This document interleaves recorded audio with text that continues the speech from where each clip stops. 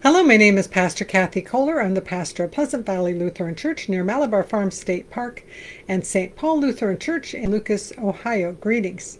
We're reading through the Bible with commentary, and we are in the book of Proverbs, and we're up to Proverbs chapter 23.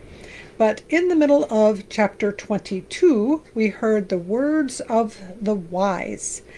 Incline your ear and hear my words. Somewhere there was that it was 30 sayings for you. Have I not written, verse 22:20, have I not written for you 30 sayings of admonition and knowledge? According to the footnote, it's not 30. Well, but it's also not exactly 30 verses, and so depends on how you want to count, probably. But we're up to chapter 23, and we're continuing with these words to the wise. And a lot of these, I feel like, are saying, watch what you're eating and don't be coveting and wanting and graspy and trying to get rich. So let's read some more words to the wise. And unlike some of the other proverbs that we've been reading, like one verse is the proverb, and a lot of the proverbs are compare and contrast, wise, foolish, righteous, evil, wicked. Some of them are several verses together for each kind of concept. So, including this very first one, which there's actually 3 verses that go together. Chapter 23, when you sit down to eat with a ruler, observe carefully what is before you, and put a knife to your throat if you have a big appetite. Do not desire the ruler's delicacies, for they are deceptive food. So, and there's some questions about, is it what is before you or who is before you? But the idea that you're going to need to be paying attention to the people and not the food. You're not there to pig out. You're there to meet with whoever you're there to meet with. And I think that applies to us today. You go to a business meeting, you go to a conference, you go out to dinner with somebody, spend less time thinking about the food and more time about who you are there eating with, and spend your attention to the people. Don't desire all the food, desire the people. But also not to desire the ruler's delicacies. They are deceptive food. That could have a lot of different meanings as well. And then this is related to it, I think. Verse 4, do not wear yourself out to get rich. Be wise enough to desist. So I am guilty of working many, many hours. Today in particular, I've got a lot of things I can do before I can go to bed tonight. And at what point do I need to be wise enough to desist? At what point do I need to say, enough? I don't need to do more. Do not wear yourself out to get rich, Kathy. Be wise enough to desist. That said, there's an awful lot of proverbs about not being lazy. So I think it's a both and. Don't be lazy, but also don't work so hard that you don't enjoy your life. To find that balance where you're not a slacker and you're not a workaholic, that's a tough balance to find, I think. Verse 5, when your eyes light upon it, it is gone, for suddenly it takes wings to itself, flying like an eagle toward heaven. I think that goes with the verse before it about being wise enough to desist trying to get rich, because when you see it, it's gone, it takes wings and it flies away. So riches definitely, they're here and then they're gone. Verse 6, do not eat the bread of the stingy, do not desire their delicacies, for like a hair in the throat, so are they. Eat and drink, they say to you, but they do not mean it. You will vomit up the little you have eaten, and you will waste your pleasant words. So that's actually 3 verses about not eating the bread of the stingy. Somebody who is resentful of whatever it is. And they say eat and drink, but they don't mean it. And then what a interesting, for like a hair in the throat. Ooh, isn't that awful? I mean, I haven't recently, but I think every one of us at some point has had a hair in our mouth or in our throat. And it's like, oh, it's awful. You have to get it out of there. So those people that are stingy say eat and drink, but they don't mean it. and you will waste your pleasant words, and you will vomit up the little you have eaten. So don't eat the food of a stingy person. Just say, no, I'm good. Verse 9, do not speak in the hearing of a fool who will only despise the wisdom of your words. Modern translation, there are some people that there's no point even arguing with. Why even talk to them? Because they're not gonna listen to your wisdom, they're not gonna hear your wisdom, and they're just gonna despise you anyway. Verse 10 and 11. Do not remove an ancient landmark or encroach on the fields of orphans, for their Redeemer is strong. He will plead their cause against you. He will plead their cause against you. So ancient landmarks would have been rocks of some sort. In our world, we use boundary markers that are done by surveyors, and I actually had a family that I was dealing with, and the neighbors were they had 3 different surveyors come out, and the neighbors were moving the surveyors' marks. So it doesn't even have to be an ancient boundary, but if there's a surveyor's mark, we should not be moving them. We should be leaving the landmarks, leaving the surveyor's marks, or encroach on the fields of orphans. Oh my goodness. So you've got somebody next to you who is weak, and you're going to take some of their land. Not a great idea, because their Redeemer is the Lord, and the Lord will take up their cause against you. Verse 12. Apply your mind to instruction and your ear to words of knowledge. So listen to teaching, go out and get education. Education is a good thing. Verse 13, and you don't have to go to college to get an education. There's a lot of ways to get educated, to read, to watch interesting educational things, but it is to our benefit to, well, what we're doing, we're reading the Bible, and reading and watching educational things are good for us to have instruction and knowledge. Verse 13 and 14. Do not withhold discipline from your children. If you beat them with a rod, they will not die. If you beat them with a rod, you will save their lives from Sheol.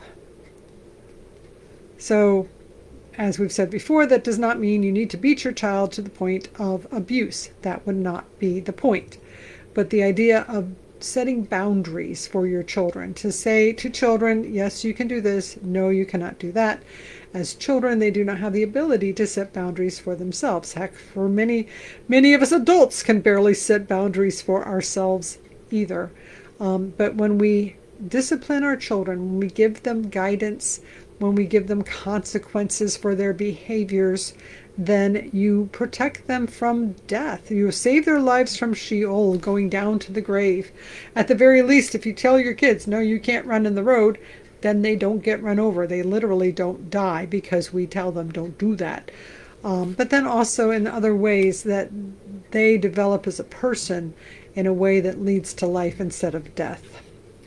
Verse 15 and 16. My child, if your heart is wise, my heart too will be glad. My soul will rejoice when your lips speak what is right. And that is certainly true when my kids, who are now adults, but when they speak what is right, my heart rejoices. And I am glad when my kids are wise and do what is right. There's just something about it as parents that we just so appreciate when our kids do things the way they ought to do things. Verse 17, is it also 18? Let's say 17 and 18. Do not let your heart envy sinners, but always continue in the fear of the Lord. Surely there is a future, and your hope will not be cut off. I think those two go together, although the second part could just be its own separate thing. The first, do not envy sinners, fear the Lord. And then it could be separate. Verse 18, surely there's a future, and your hope will not be cut off.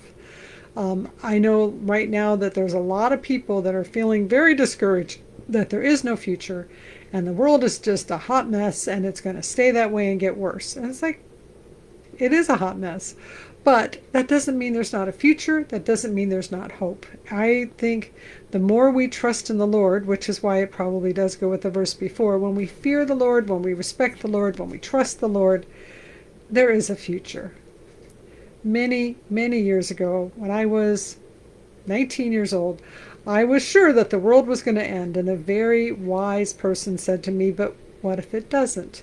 And now, all these years later, the world still has not ended. And so now when I have people who say to me, oh, that's such a mess, we're all going to die, it's like, yeah, eventually. But it might be a while. So what are your plans in the meantime?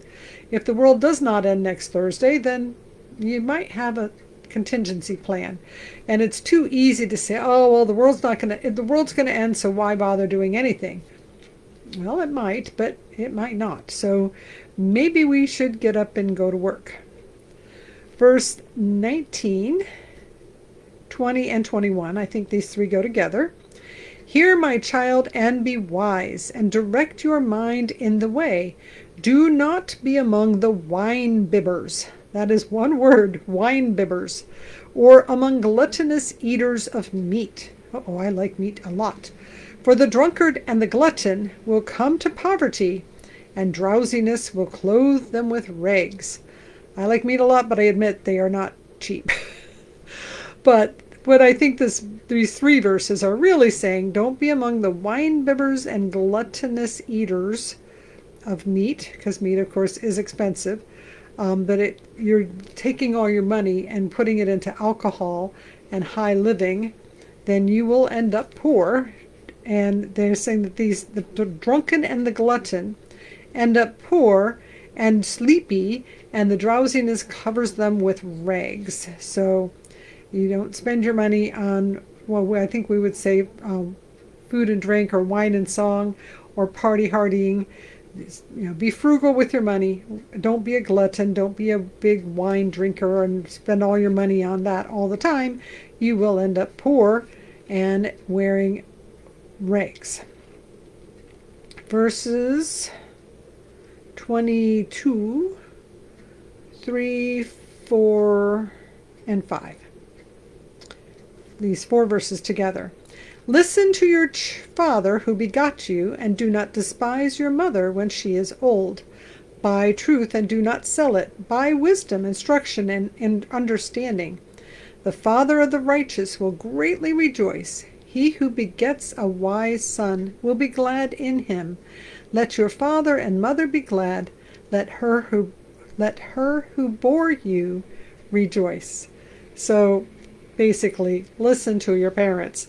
Listen to your dad, listen to your mom, get smart, listen to their teachings, and the parents will rejoice and be glad, both the father and the mother. So yes, and as I already said in this session, I love it when my kids are smart or wise and make good choices. There's just something about it that does a mother's heart good, and that's also an expression in a proverb, I think, that we love when our kids make good choices. And so this is written, at least this section of it, is the idea is it's written as advice to the children. You need to listen to your parents.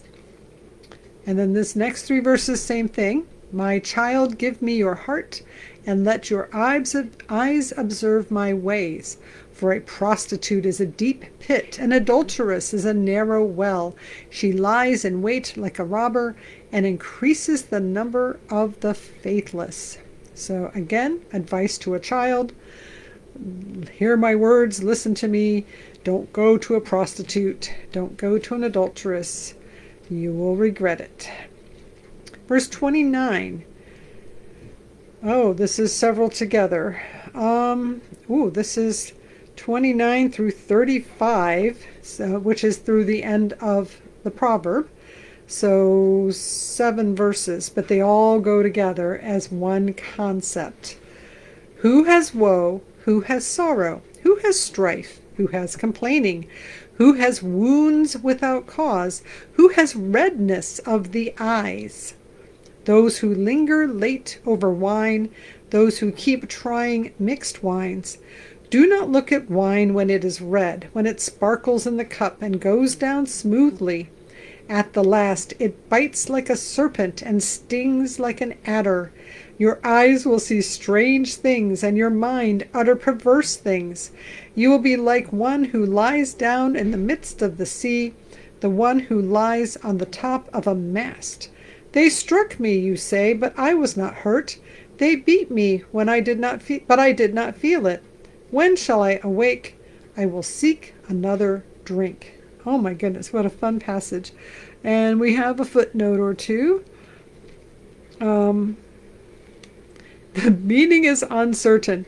What does it mean to lie down in the midst of the sea, like one who lies on the top of a mast? It says the meaning of the Hebrew is uncertain. I think it's very difficult to lie down at the top of a ship. But I think there's also plenty of stories of drunken sailors, and so perhaps it's some kind of reference to. But this whole 7 passage is like, who's got trouble? People who drink a lot. Those who linger late over wine. And then don't look at it when it's sparkling. It's going to bite you. You're going to see strange things. Your mind's going to hear strange things. You're going to be somebody laying down in the middle of the sea and saying, oh, they struck me, but I wasn't hurt. They beat me, but I didn't feel it. When will I awake? I need another drink. Such a fun picture of a drunkard, and the idea of saying, don't be like that. Don't be a person who is wanting alcohol all the time, and then you'll see strange things, you'll hear strange things, you'll be in a hot mess. You don't want to do that. So again, this is advice from older people to younger people, especially from parents to children, saying, don't be like this. And some very good advice. And I think this whole chapter, aside from having words to the wise, is definitely encouraging people not to practice debauchery, not to be a glutton, not to be a drunkard, a winebibber. What's a fun word? Not to be craving people's food, and not to be looking more at the food than at the people. It's not the only topic in this proverb, but this chapter of Proverbs has an awful lot saying, don't be a winebibber, don't be a glutton. You'll regret it if you do. So boundaries for our kids, boundaries for ourselves. Sometimes it's a lot even harder to have boundaries for ourselves than it is to have boundaries for our young people. Now may the Lord bless you and keep you. May the Lord make his face shine upon you and be gracious unto you. May the Lord look at you with favor and give you peace. In the name of the Father, and of the Son, and of the Holy Spirit. Amen. Go in peace. Like, subscribe, and comment. We'll see you again next time. Thank you so much for being here.